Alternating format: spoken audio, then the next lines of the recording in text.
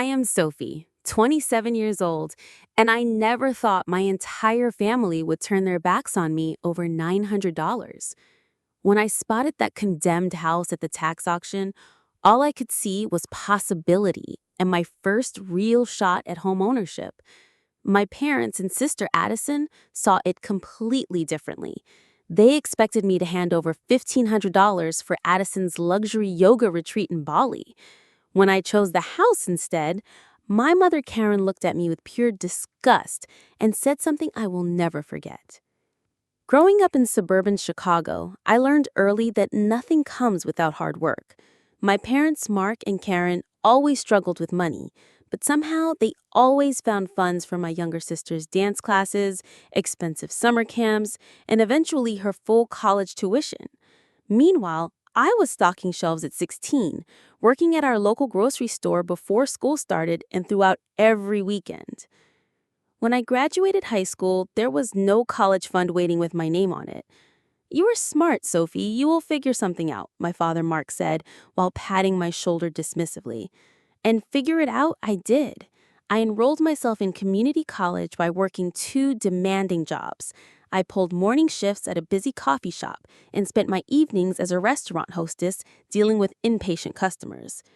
Every single semester was a financial struggle to pay my tuition bills, but I refused to miss even one payment. After 3 exhausting years of this routine, I finally earned my associate's degree in paralegal studies. It was not the law degree I had dreamed about as a little girl, but it was a practical choice given my limited circumstances and resources. I found steady work at Goldstein and Associates, a small but busy law firm that specialized in real estate transactions. The starting salary was modest at best, but it offered me something I had never experienced growing up: genuine stability.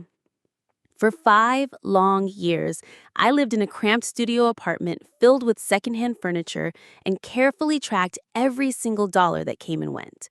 No vacations to exotic places, no expensive dinners at trendy restaurants, no shopping sprees for new clothes unless absolutely necessary for work. My coworkers frequently invited me to happy hour drinks or fun weekend trips, but I always politely declined with a vague smile and some excuse about being busy.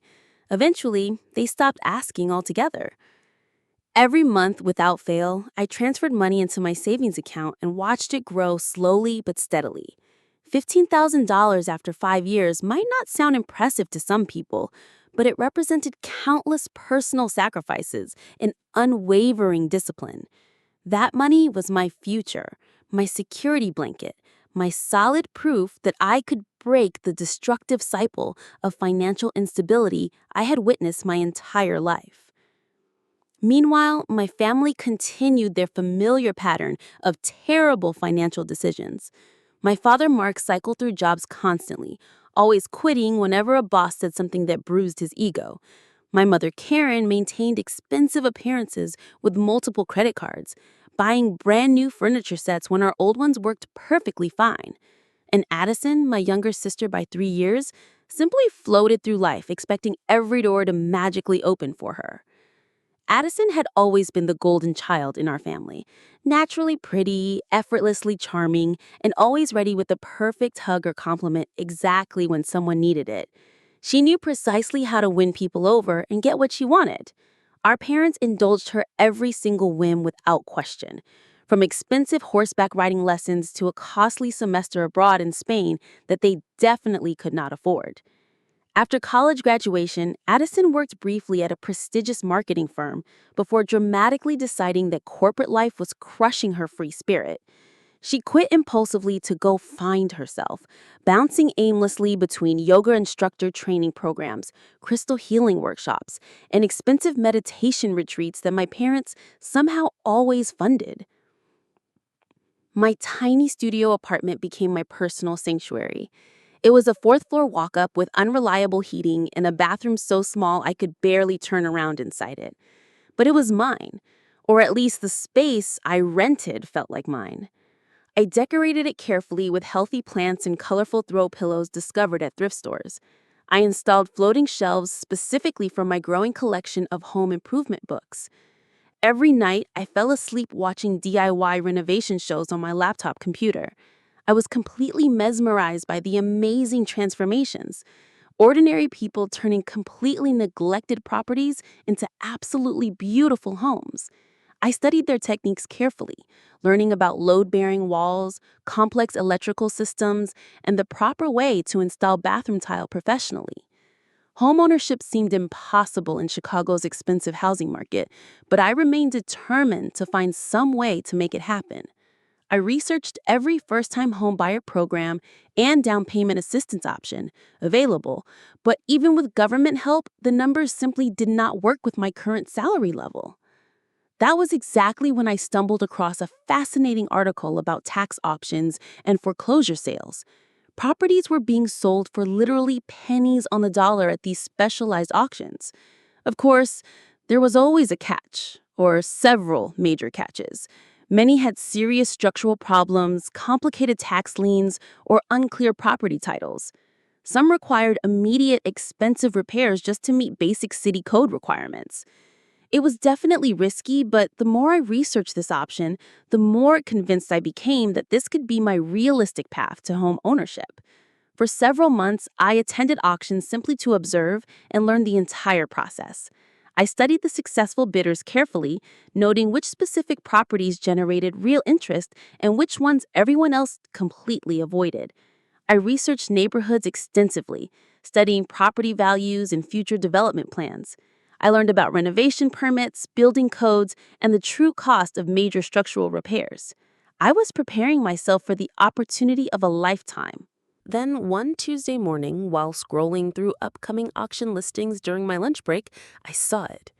A small, single-family home in a transitional neighborhood on the west side. The opening bid was set at $900. $900 for an entire house. My heart started racing as I looked through the sparse details and grainy photographs. Built in the 1940s, 2 bedrooms, 1 bathroom, currently uninhabitable due to extensive damage. I closed my laptop and sat completely still, my mind racing with endless possibilities. This could be it, my chance at real home ownership. With trembling fingers, I marked the auction date on my calendar and immediately requested that day off work. For the first time in years, I felt genuine excitement about my future, instead of just grinding through each day. The house looked even worse in person than in those terrible photos, which was really saying something. Paint peeled from the siding like diseased skin. The sagging front porch threatened to collapse under my careful steps. Windows were either boarded up completely or shattered beyond repair, and the small front yard had become a jungle of weeds tall enough to brush against my waist. I pressed my hands against a dirty window and peered inside cautiously. The interior was an absolute disaster zone. Water-stained ceilings hung down in places, floors were buckling from obvious moisture damage, and walls had gaping holes that revealed rotted wooden studs underneath.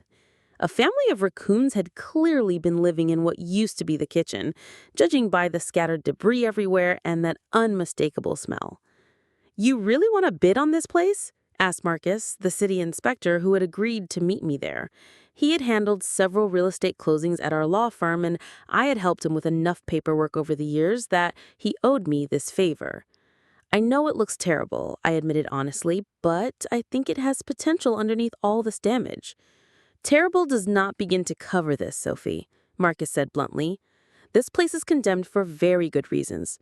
The roof needs complete replacement, plumbing probably needs to be redone entirely from scratch, electrical work is definitely not up to current code standards, and I would bet money there's asbestos in these walls and lead paint throughout." I nodded seriously, writing down each major issue and mentally calculating potential costs. What about the foundation, though? That is the most expensive thing to fix. Marcus walked slowly around the entire perimeter, studying the concrete foundation carefully. Surprisingly decent, actually. Some minor settling, but no major structural cracks that I can see from out here. That is definitely something positive, at least. I called my friend Tyler, who worked as an independent contractor, and he joined us an hour later. He whistled low as he surveyed the extensive property damage. You have got serious guts, Sophie. This is going to be a massive project, probably bigger than you realize. But as Tyler walked through each room, testing floors carefully with his work boot and examining the sagging ceiling, his assessment became slightly more encouraging. The bones are not completely terrible. Good ceiling height throughout, original hardwood floors hidden under this awful carpet. The layout actually makes sense for modern living. By the end of our thorough inspection, I had filled 8 full pages of detailed notes and received a preliminary cost estimate that made my stomach flip completely over. Even doing much of the work myself to save money, I would need at least $12,000 for just the critical repairs to make it barely habitable. Almost my entire life savings, and that did not include any aesthetic improvements whatsoever. But I also learned some encouraging facts. The neighborhood was showing genuine early signs of revitalization and improvement. A trendy craft brewery had opened just 3 blocks away. A farm-to-table restaurant was currently under construction nearby. Young professional families were starting to buy and renovate the more structurally sound homes on adjacent streets. For the next week, I researched absolutely everything about this specific property. I confirmed there were no outstanding liens beyond the unpaid property taxes. I verified the zoning would legally allow me to live there while renovating. I checked detailed city development plans for the area and found proposals for improved street lighting, completely repaved sidewalks, and a small community park within easy walking distance. Then came the family dinner that would change everything forever. My mother Karen had insisted I come over on Sunday as usual. Family dinner is absolutely mandatory, she said, her tone leaving absolutely no room for negotiation or excuses. I arrived to find my father, Mark, watching football while my mother prepared her signature lasagna recipe. Addison swept in 20 minutes late as always, air kissing everyone dramatically and filling the entire room with the scent of her expensive designer perfume. "You will never believe what just happened to me," Addison announced as we sat down to eat. "I got accepted into the Sacred Spirit Yoga Immersion program in Bali. It is literally the most exclusive retreat in the world. Only 20 people worldwide were chosen for this amazing opportunity." My parents immediately started cooing with admiration and pride. "That sounds absolutely wonderful, sweetheart," my mother Karen said while serving Addison the largest portion of lasagna. "When do you leave for this incredible experience?" "In 6 weeks exactly. It's a full month-long program with the most amazing spiritual teachers. We will be staying in authentic eco-huts right on the beach, practicing sunrise yoga every morning and learning ancient healing techniques that have been passed down for centuries." Edison's eyes absolutely shone with excitement and anticipation. "The only tiny problem is that it costs $3,000, not including the international airfare to get there." I nearly choked on my water. $3,000 for yoga classes on a beach? That was more than 3 months of my rent payments. "Well, that is quite a lot of money, Princess," my father Mark said slowly, clearly trying to process this enormous expense. "That is a significant amount for our family budget right now." Addison's face fell dramatically, like someone had just told her Christmas was canceled forever. "I knew you would focus on the money aspect. This is literally a once-in-a-lifetime opportunity for my spiritual growth and personal development, and all you care about is dollars and cents." My mother Karen immediately reached over to pat Addison's hand reassuringly. "No one is saying you cannot go, sweetheart. We will figure out a way to make this work. Right, Mark?" She shot my father a meaningful look that clearly said he better agree immediately. My father sighed heavily but nodded his agreement. "Of course we will find a way, Princess. We always do." "Actually," my mother continued, turning to me with a smile that definitely did not reach her eyes, "I thought perhaps we could all contribute together. If Sophie and your father and I each put in $1,000, we can make Addison's dream happen." I carefully set my fork down on my plate. "You want me to give Addison $1,000 for a yoga retreat?" "Actually, $1,500, my mother corrected me matter-of-factly. Your father and I can only manage $1,500 together, with his hours being cut back at work recently. Addison reached across the table to squeeze my hand tightly. It would mean absolutely everything to me, Sophie, and this is really an investment in my future career. I might even be able to become a certified international yoga instructor after completing this program. I gently pulled my hand away from her grip. Addison, I am saving for something really important to myself. More important than your sister's dreams and happiness? My mother Karen asked, her voice now carrying a sharp edge that I recognized from childhood arguments. I took a deep breath to steady myself. I found a house at auction. I'm planning to bid on it next week. Complete silence fell over the entire dining room table. Then, my father Mark actually laughed out loud. A house in Chicago. With what money exactly? The opening bid is $900, I explained, then hurried to continue as I saw their shocked expressions. It needs extensive work, definitely a lot of work, but I have been researching and planning this for months. I can do much of the renovation myself to save money. The neighborhood is improving rapidly, and in a few years, this could be worth much more. $900 for a house? My mother interrupted incredulously. What kind of house costs $900? It must be completely falling apart and ready for demolition. It is a fixer-upper project, I admitted honestly, but I have been studying renovation techniques, and I have professional connections through work who can help me guide me through the process. A fixer-upper. Addison laughed mockingly. You mean a total disaster that no one else wants? Sophie, you do not know anything about construction or renovation work. I have been studying extensively, and I have connections who can help me learn, I insisted, feeling my face growing hot with embarrassment and frustration. My mother Karen set her wine glass down hard enough that red liquid sloshed over the rim onto her white tablecloth. So instead of helping your sister achieve her spiritual dreams, you want to waste your money on some condemned property that will probably end up being bulldozed by the city anyway? It is not a waste, I insisted firmly, feeling defensive. It is an investment in my future, in building real financial independence for myself. Financial independence? My mother repeated with obvious mockery in her voice. Listen to yourself, always so practical and boring about everything. Meanwhile, your sister is trying to follow her true passion and calling in life. My passion is having a home of my own, something that no one can ever take away from me, no matter what happens.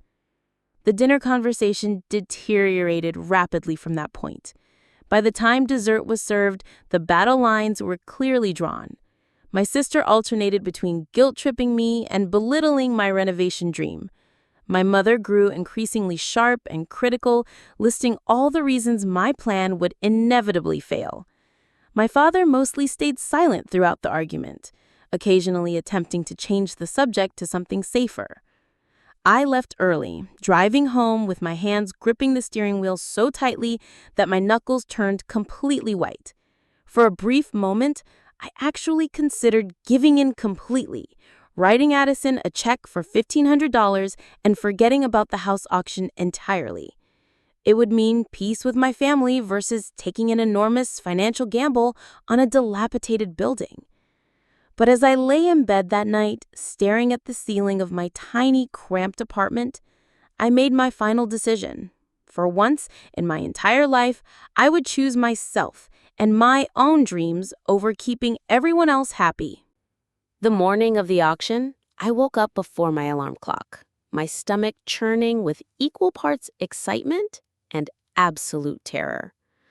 I dressed carefully in my most professional outfit, a navy blue blazer over a crisp white blouse and black dress pants, hoping to project confidence that I definitely did not feel inside. The auction was held in a fluorescent-lit room at the county administration building. About 30 people milled around, most dressed in business attire, carrying clipboards or tablets. Professional developers, experienced investors, and a few individuals like me hoping to find opportunity in properties that others had completely abandoned. I registered at the front desk and received my bidder number, a plastic paddle with the number 43 printed in large black letters. I found a seat in the back row and reviewed my detailed notes one final time. Maximum bid $1,500, not a single penny more, regardless of how heated the bidding might become. The auctioneer was a man with a rapid-fire speaking style and absolutely no patience for hesitation. He began the proceedings precisely at 9 in the morning. The first several properties sold quickly, most going to bidders who barely lifted their paddles before claiming their prizes. Commercial lots, well-maintained single-family homes in desirable areas, a small apartment building, all attracting significant interest in selling for tens or hundreds of thousands of dollars. My hands grew damp with sweat as the auctioneer approached lot number 37, my house. When he announced the address clearly, I held my breath, certain that professional investors would recognize this same potential that I had seen. Starting bid $900. Do I have 900? I raised my paddle with a trembling hand that I hoped was not too obvious. 900 from bidder number 43. Do I have 1,000? I scanned the room frantically, waiting for the inevitable competing bid from someone with more experience and deeper pockets. The seconds stretched painfully as I held my breath. $900 going once, going twice. I could not believe what was happening. No one else was bidding on this property. Sold for $900 to bidder number 43. A rush of pure adrenaline made my ears ring. I had actually done it. I owned a house. For less than the cost of a decent used car, I had become a property owner in Chicago. The paperwork process took much longer than the actual purchase. I signed document after document, paid the $900 plus various fees and taxes, and received a thick packet containing the deed and all tax information. The clerk explained that I had exactly 30 days to address the most critical code violations before the city would conduct their mandatory inspection. I floated through the rest of that day in a daze, alternating between pure elation and complete panic. That evening, I drove to my parents' house for our usual Sunday family dinner, the folder of property documents tucked securely into my purse. Despite our major disagreement the previous week, I still hoped they might be happy for me or at least accept my decision gracefully.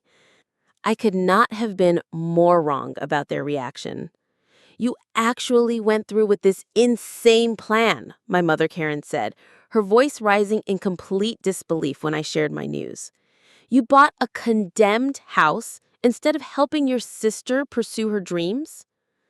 "Mom, it was my money to spend," I said, trying desperately to stay calm and reasonable. "This house is really important to my future." "More important than family loyalty?" Addison asked, tears already welling up in her eyes for dramatic effect. "I needed you, Sophie.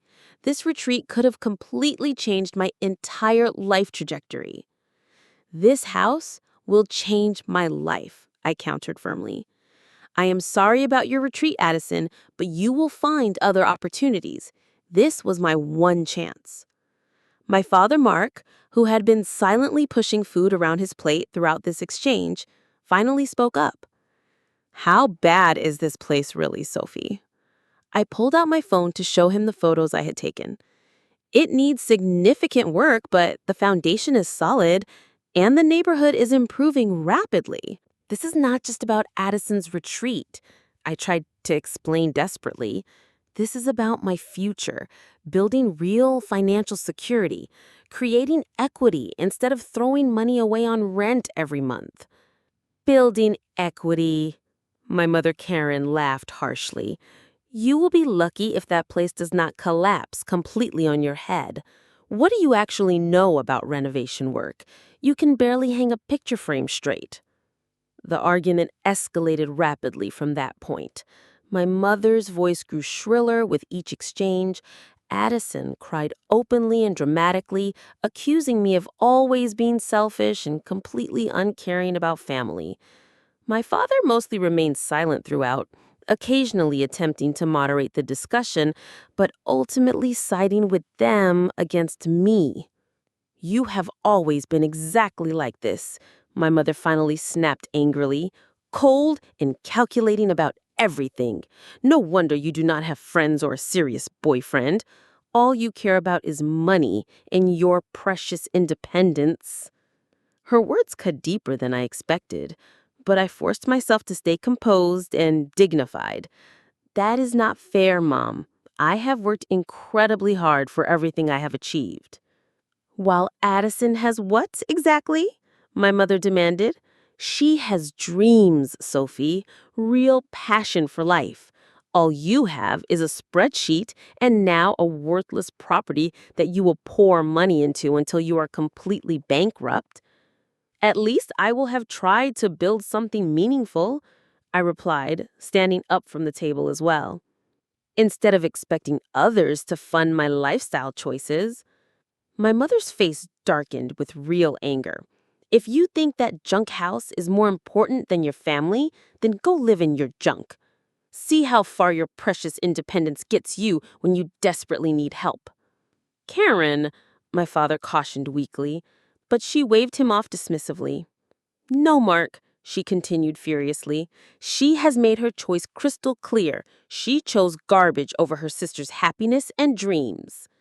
She turned back to me, eyes flashing with genuine rage. "Then live like junk. You have brought shame to this family with your selfishness." I looked desperately to my father, hoping for some support or understanding, but he averted his eyes completely. Addison continued sobbing dramatically into her cloth napkin. "I think you should leave immediately," my mother continued coldly, "and do not bother coming back until you have completely sorted out your priorities." The silence that followed was absolutely deafening. I gathered my purse and keys with hands that were shaking uncontrollably. My dignity was the only thing keeping me upright and walking. "You are making a terrible mistake," Addison called after me as I headed for the front door. "That house will completely ruin you financially, and we will not be here to pick up the pieces when it all falls apart." I paused at the threshold of my childhood home. "I never asked you to pick up any pieces. All I ever wanted was for you to believe in me for once." I drove away from my family home with tears blurring my vision dangerously. The full weight of what had just happened pressed against my chest like a heavy stone. I had been completely disowned over $900 and a dilapidated house. The family I had always tried so hard to please, even while forging my own independent path, had cast me out for choosing my dreams over my sister's whims. With absolutely nowhere else to go, I drove directly to my new property. I parked in the weed-choked driveway and sat staring at the dark silhouette of the house against the twilight sky. My house. The enormity of the challenge ahead suddenly seemed completely overwhelming and impossible. I had already given notice at my apartment, planning to stay with my parents for a few weeks while making the house minimally habitable. That option was now gone forever. I had exactly 2 weeks before I needed to vacate my current apartment and literally no place to live in the meantime. That night I slept in my car, parked outside my inhabitable house. I reclined the driver's seat as far as it would go and covered myself with the emergency blanket from my trunk. As I drifted off to an uneasy sleep filled with anxiety, tears slid down my temples and into my hair. But beneath all the hurt and fear and uncertainty, a small but stubborn flame of determination continued to burn brightly. I would make this work, somehow. I absolutely had to make this work. The next morning, I woke up stiff and completely disoriented, momentarily confused by seeing my own breath fogging the car windows. Reality came crashing back immediately. The house purchase, the devastating family fight, sleeping in my car like a homeless person. I sat up carefully, wincing at the sharp crick in my neck, and looked at my property in the harsh morning light. It seemed even more daunting and impossible than before. I called in sick to work, something I had never done with legitimate illness, and drove to a nearby diner for breakfast and to formulate some kind of realistic plan. Over endless cups of strong coffee, I created a detailed timeline and budget on my laptop computer. First priority, making one room secure and minimally habitable within exactly 2 weeks before I became officially homeless. After breakfast, I drove to the nearest large hardware store and spent $300 on absolutely essential supplies: heavy-duty trash bags, work gloves, dust masks, a shop vacuum, basic tools, industrial cleaning supplies, and a solid padlock for the front door security. I returned to the house ready to tackle the first overwhelming step: clearing out decades of accumulated garbage and debris. For 3 days straight, I worked from dawn until dusk, filling bag after bag with decades of accumulated debris. Rotted furniture pieces, soaked cardboard boxes, animal droppings throughout, moldy clothing that fell apart when touched. The previous owners had apparently left behind a staggering amount of junk and garbage. Each trip to the rented dumpster felt like a small victory, slowly revealing more of the house's actual structural bones. On the fourth day, I discovered the first major structural problem. What I had initially thought was just a water stain on the living room ceiling was actually extensive roof damage. When I poked at it gently with a broom handle, large chunks of plaster crashed down to the floor, nearly hitting me directly on the head. Looking up through the gaping hole, I could actually see daylight streaming through. The entire roof would need complete replacement before the next rainy season arrived. I called Tyler in an absolute panic, explaining the scope of what I had discovered. "Take a deep breath, Sophie," he advised calmly after I finished explaining the situation. "Roofs are definitely expensive, but we can patch this temporarily to get you through winter. I can stop by this weekend to help assess the damage properly." True to his word, Tyler arrived early Saturday morning with tarps and emergency roofing supplies. He taught me how to properly identify load-bearing walls, safely remove damaged materials without compromising structural integrity, and create temporary patches for the worst leaks throughout the house. By Sunday evening, the house was at least protected from the weather elements. With my apartment lease ending in just days, I focused all my energy on making the smallest bedroom minimally habitable. I scrubbed the walls and floors with bleach solution, sealed gaps in the windows with caulk and heavy plastic sheeting, and carefully rigged up a space heater to the one functioning electrical outlet. It was far from comfortable living conditions, but it would keep me from sleeping in my car permanently. My boss, Mr. Goldstein, immediately noticed my obvious exhaustion when I returned to work after my sick days. When I reluctantly explained my current living situation, he surprised me with unexpected kindness and understanding. "My daughter renovated a fixer-upper property last year," he said thoughtfully. "Take Fridays off for the next month, with full pay. Just make it up by handling the complicated Westfield closing when you are back to normal working hours." That small act of kindness from my employer almost brought me to tears of gratitude. With Fridays completely free and weekends dedicated entirely to the house renovation project, I began making steady, measurable progress on the property. I learned how to handle a reciprocating saw to remove damaged drywall safely, how to properly cap leaking pipes without flooding everything, and the absolute basics of electrical safety to avoid electrocution. YouTube University became my primary education source, watching endless tutorials late into the night. But major setbacks continued mounting relentlessly. The ancient plumbing system crumbled completely when I attempted to restore water service. The electrical panel needed complete professional replacement to meet current city codes. Termites had damaged significant portions of the floor joists throughout the kitchen area, requiring expensive structural repairs. Each new discovery depleted my carefully saved money faster than I had anticipated. To generate additional income, I took on freelance paralegal work during evenings and weekends, preparing legal documents for attorneys in my professional network. I also started delivering food for a smartphone app, 3 nights per week after my regular job ended. My social life, which had already been minimal, disappeared entirely. Every spare dollar and every free minute went directly into the house renovation project. The neighbors, who had initially been wary of the single woman tackling such a massive project completely alone, gradually became curious and then genuinely supportive. Stella, from the house next door, brought me homemade tamales and practical advice about dealing with the notoriously difficult city inspector. Mr. Peterson across the street lent me tools regularly and helped me figure out why the bathroom faucets had mysteriously stopped working entirely.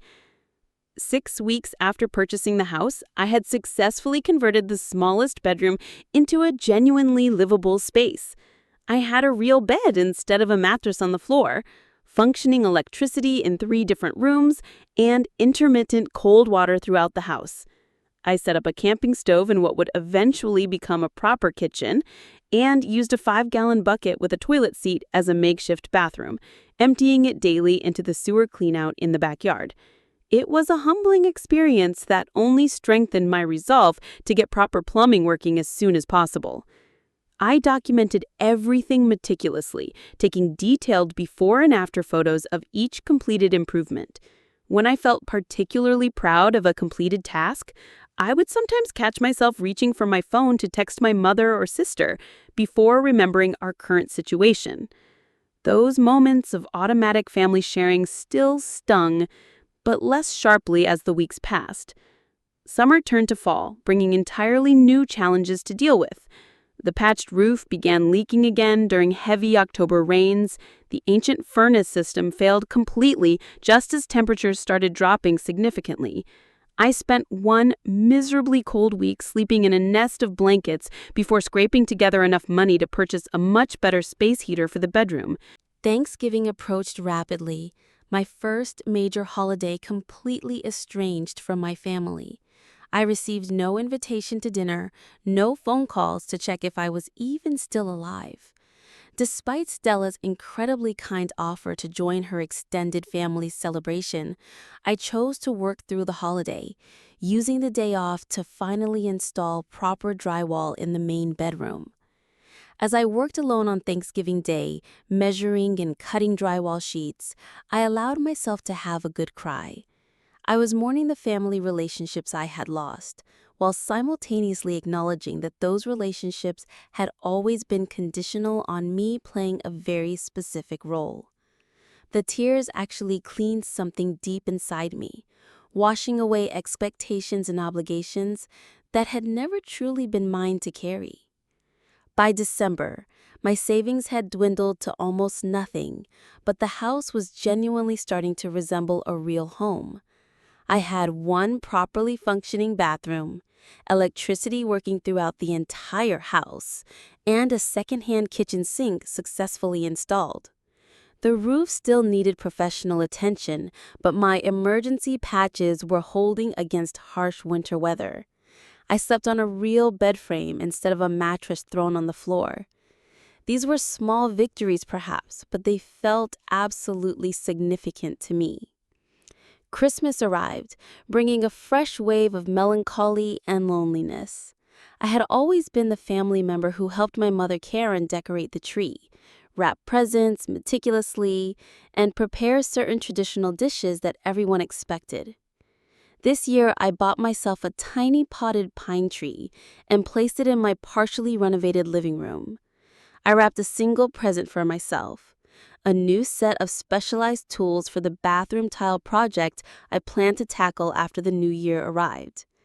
On Christmas Eve, I drove slowly past my parents' house, unable to resist seeing the familiar decorations and warm lights glowing in every window. Multiple cars lined the driveway as usual, extended family gathering exactly as they always did for the holidays. I did not stop or even slow down significantly.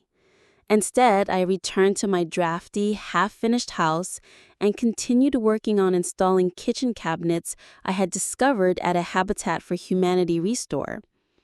As I worked late into Christmas Eve night, I realized something genuinely important.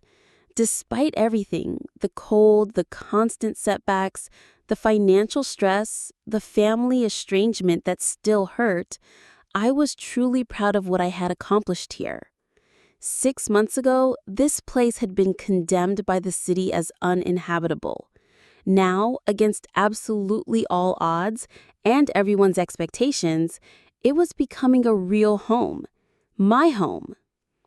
8 months after purchasing my so-called junk house, the transformation was genuinely remarkable.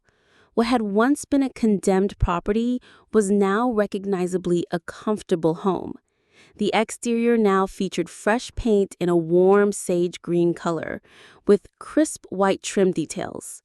The previously sagging porch had been completely rebuilt with reclaimed lumber, now featuring a comfortable swing where I enjoyed morning coffee while planning my daily tasks. New energy-efficient windows had replaced all the broken ones, allowing natural light to flood the interior spaces beautifully. Inside, the changes were even more dramatic and impressive. I had taught myself to properly refinish the original hardwood floors, bringing out a warm honey color that had been hidden beneath years of neglect and damage. The kitchen, which had once been a raccoon's playground, now featured cabinets rescued from various restore shopping trips. I had painted them a cheerful blue color and topped them with butcher block counters that I built myself from discarded bowling alley lanes I found through a demolition company. My renovation education had come primarily through YouTube tutorials, library books, and the generous knowledge sharing of neighbors and new friends I had made. I discovered that I had a natural aptitude for detailed tile work, creating a stunning mosaic bathroom floor from broken tiles I collected from construction site dumpsters with permission. I learned that I could rewire a light fixture safely by following detailed online instructions, but that plumbing still occasionally reduced me to frustrated tears when nothing worked properly. The local building inspector, who had initially been highly skeptical of my ambitious renovation plans, had become an unexpected ally and supporter. Most people would have given up completely months ago, he admitted during one of his routine inspections. You have got real determination, young lady.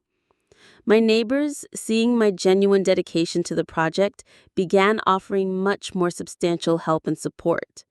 Mr. Peterson taught me how to properly mud and tape drywall seams for a professional finish. Stella's son, who worked as a professional landscaper, helped me clear the completely overgrown yard and plant a small vegetable garden in the back. The retired contractor who lived 3 doors down gave me a comprehensive crash course in proper window installation techniques when I found a complete set of perfectly good windows discarded behind a major home improvement store. The most unexpected support came from a local journalist who knocked on my door one Saturday morning in early spring. She had heard about my renovation project from the building inspector and wanted to write a feature story for the neighborhood newspaper. Initially, I was reluctant to share my story publicly, but I finally agreed after she explained how inspiring my journey could be for other people. When the article appeared titled "From Condemned to Cozy: How One Woman Saved a Neighborhood Eyesore," I was completely unprepared for the overwhelming response it generated. Neighbors I had never met before stopped by to introduce themselves and offer encouragement. Local businesses began offering significant discounts on renovation materials. A small but steadily growing social media following developed after I created an Instagram account documenting my daily renovation progress with detailed photos. As spring weather arrived, I channeled all my energy into the previously neglected yard space. I cleared literally decades of overgrowth, uncovering a charming original brick pathway and the remnants of what had once been a beautiful rose garden. With donated plants from generous neighbors and seeds I had started indoors during the cold winter months, I transformed the jungle into a genuine oasis of colorful flowers, fresh vegetables, and aromatic herbs. The garden quickly became my personal therapy space. After long demanding days at the law firm, I would lose myself for hours in the simple pleasure of nurturing growing things. The rhythmic work of weeding and watering helped soothe the lingering hurt from my family estrangement situation. I had not spoken to my parents or sister since that fateful dinner nearly a full year ago. As my house and garden continued blossoming, so did the entire surrounding neighborhood. The craft brewery 3 blocks away expanded with an attractive outdoor patio area. The farm-to-table restaurant finally opened to excellent reviews from food critics.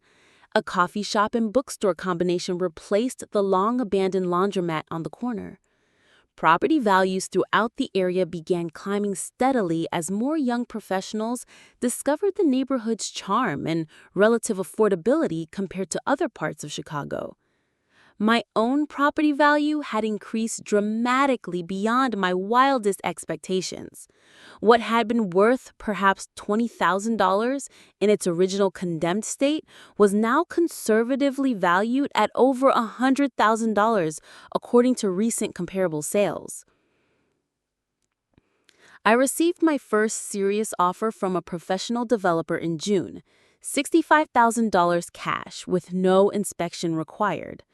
I politely declined the offer even though the money was genuinely tempting. This house represented much more than just a financial investment to me. It had become the physical manifestation of my independence and resilience. Every repaired wall, every carefully painted piece of trim, every garden bed contained pieces of my heart and countless hours of dedicated labor. This was home in a way no other place had ever been for me. One evening, as I watered my thriving vegetable garden, a familiar car pulled into my driveway. My sister, Addison, stepped out looking uncertain and slightly uncomfortable, in designer yoga pants and an expensive-looking tank top. I had not seen her since our family falling out, though I had occasionally glimpsed her life through mutual acquaintances' social media posts. She looked exactly the same, beautiful, put together, but somehow less confident than I remembered. "The house looks really different," she said, glancing around with poorly concealed surprise at the transformation. "It looks actually nice now." "Thank you," I replied simply, turning off the garden hose. "What brings you here today?" Addison shifted her weight from one foot to the other nervously. "I just got back from Bali last week, actually." I raised an eyebrow questioningly. "The retreat was 10 months ago, Addison." She looked away uncomfortably.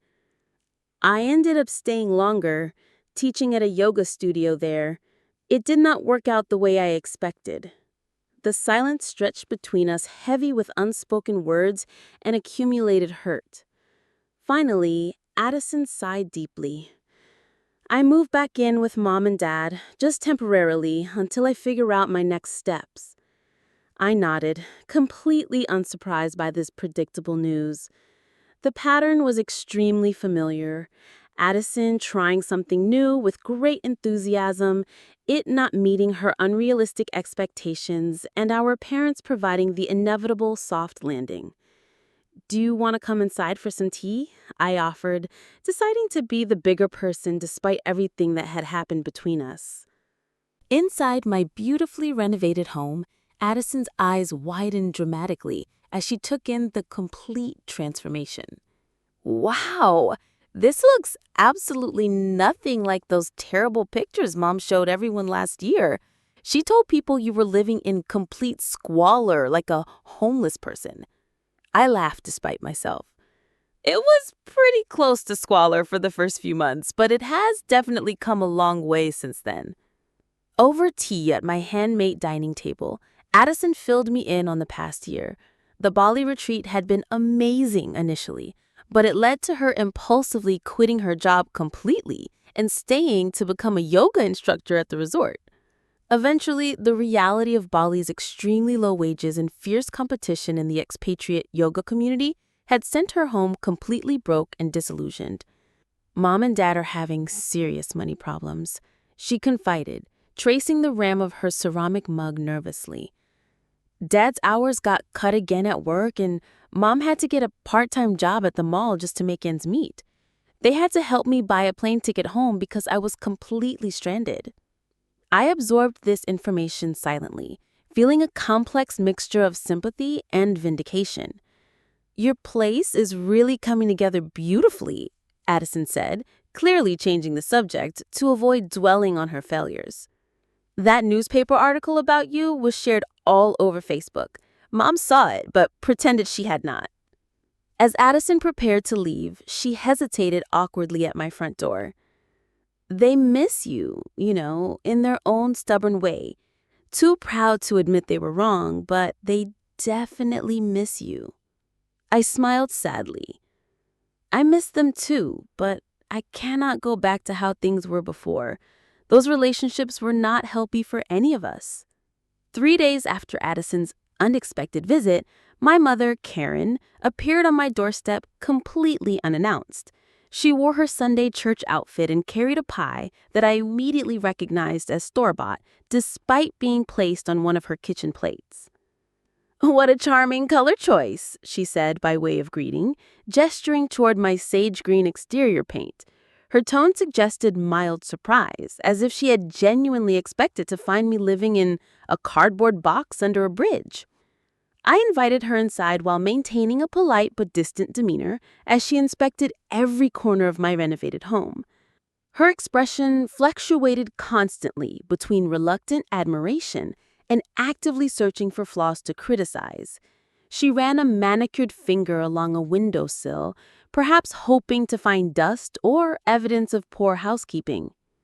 "You have certainly been busy," she finally admitted, setting the store-bought pie on my kitchen counter. "It is much nicer than I expected it would be." "Thank you," I replied neutrally, not adding that her expectations had been incredibly low to begin with. We sat awkwardly in my beautifully furnished living room, making stilted conversation about completely neutral topics: the unusually warm weather, her church group activities, a cousin's new baby announcement. She asked absolutely nothing about my renovation process or how I had managed to accomplish everything alone. I did not volunteer the information. Finally, she set down her completely untouched teacup. "Addison tells me you have fixed this place up quite nicely. The neighborhood is improving significantly too, from what I hear around town." I nodded cautiously, waiting for her to reveal her real purpose for visiting.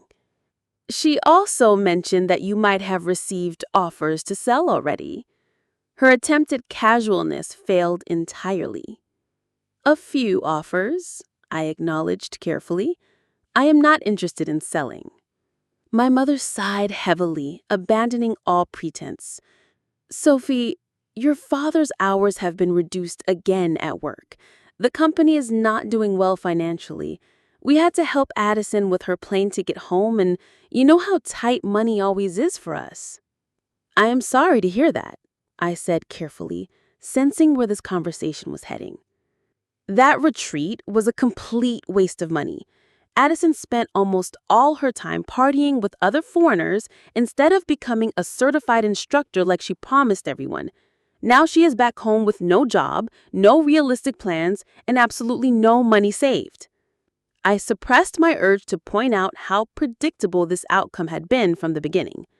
"She'll figure something out eventually. Addison always manages to land on her feet somehow." My mother leaned forward intently, her eyes suddenly intense with purpose. "The thing is, if you were to sell this house right now while the market conditions are good, you could make a quite substantial profit, enough money to help my father and me get through this particularly rough financial patch. We are family, after all." The sheer audacity of her request stunned me into momentary silence. After disowning me for not funding Addison's failed adventure, after telling me to live like junk, after not checking on me once during an entire year of struggle, she now expected me to sell my home, the project I had poured my heart, soul, and every spare dollar into, just to bail them out of their predictable financial crisis. Let me understand this correctly, I said slowly, my voice steady but firm. You kicked me out of this family for buying this house instead of paying for Addison's retreat. You told me I should live like junk because I chose this place over funding her dreams. You have not checked on me even once in almost a full year. And now you want me to sell my home to solve your financial problems?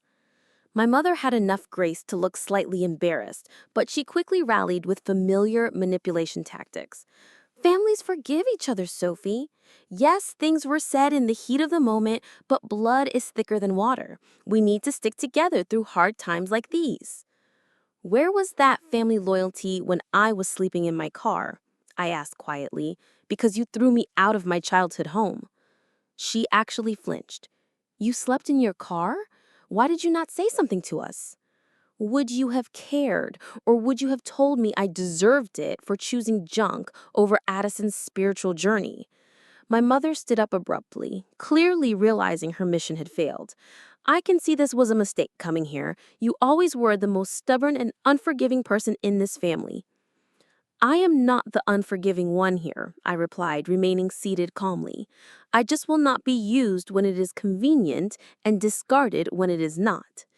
As she headed for my front door in defeat, I added, For what it is worth, I do forgive you completely, but forgiveness does not mean allowing the same toxic patterns to continue. 2 days later, Addison called to inform me that our mother had returned home in tears, claiming I had been cruel and ungrateful to her. She really thought you would help financially, Addison said. She has actually been bragging to all her friends about how successful you have become with your house project. Bragging? I laughed incredulously. After spending months telling everyone I was living in squalor? You know, Mom, Addison sighed, the narrative always changes depending on what she needs in the moment. The following weekend, my father Mark showed up unexpectedly with a toolbox and an awkward but genuine smile. Thought you might need some help with odd jobs around here, he offered simply. Unlike my mother, my father seemed genuinely impressed by what I had accomplished here. He walked through each room asking detailed questions about how I had solved various problems, occasionally nodding with clear approval and respect. You did all this work yourself? He asked as we stood in my completely renovated kitchen. Most of it, neighbors helped with some of the bigger structural projects. I learned an incredible amount from YouTube tutorials. He shook his head in wonder. Your mother never mentioned how much you had actually accomplished here. This is absolutely remarkable, Sophie. We spent the afternoon replacing a stubborn bathroom faucet, working in comfortable silence, punctuated with requests for tools. As we washed up afterwards, he finally addressed the enormous elephant in the room. I should have stood up for you that night, he said quietly. I knew you were making a smart choice, but I took the path of least resistance to avoid conflict. I am genuinely sorry for that. His apology, simple and direct, meant more than I expected it to. Thank you for saying that, Dad. He dried his hands slowly. Things are tough at home right now, not just the money situation, though that is definitely part of it. Your mother and I, we enabled Addison for far too long. We are paying the price for that now. 1 year after buying my so-called junk house, I stood in my beautifully landscaped backyard hosting a housewarming party. String lights twinkled overhead, and the scent of grilling food mingled with the fragrance of roses I had carefully coaxed back to life. Neighbors, coworkers, and new friends mingled in the space I had created with my own hands. My house was completely unrecognizable from the condemned property I had purchased. Every surface had been renewed, repaired, or thoughtfully replaced. The rooms flowed together in a palette of soft greens, warm woods, and crisp whites. Vintage finds and handmade touches personalized each space perfectly. Most significantly, the property next door was now a busy construction site. True to his word, my father had partnered with me to purchase it at auction. Every weekend, we worked side by side, rebuilding our relationship alongside the house. As twilight deepened, I found a quiet moment alone on my porch swing. 1 year ago, I had slept in my car outside a condemned house, disowned by my family and questioning every decision. Today, that $900 junk house was worth over $150,000. More importantly, it had transformed me alongside its own transformation. I had discovered strength I never knew I possessed and built a community of people who truly supported me. I had learned that sometimes losing what you thought you needed creates space for what you actually want. Have you ever had someone dismiss your dreams only to want in once you succeeded? I would love to hear your stories in the comments below. If this journey resonated with you, please like this video and subscribe for more stories of resilience and growth. Share this with someone who might need encouragement to follow their own path, even when others cannot see its value. Thank you for joining me today. Remember that sometimes what others call junk might just be the foundation of something beautiful in the right hands.